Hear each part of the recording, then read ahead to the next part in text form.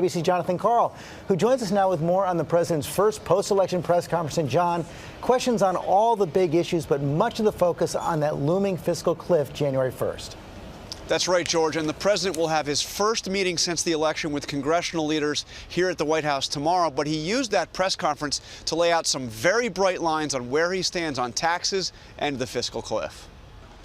Holding his first news conference since winning re-election, the president took a hard line on his bottom line. There will be no budget deal without raising taxes on the wealthy. When it comes to the top 2%, what I'm not going to do is to extend further a tax cut for folks who don't need it, which would cost close to $1 trillion.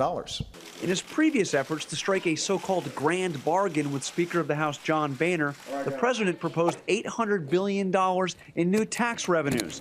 But now he is seeking twice that, $1.6 trillion in new taxes over the next 10 years. That's a bitter pill for Republicans to swallow. Speaker Boehner has called raising tax rates on anybody unacceptable, but he hasn't ruled out limiting deductions and closing loopholes, and that could be the outline of a possible deal. If you look closely at what the president had to say and look closely at what I've had to say, there are no barriers here to sitting down and beginning to work through this process. But if they don't come to a resolution, beginning January 1st, the economy could be thrown back into recession, and households making $70,000 a year could see their taxes increase over $4,000.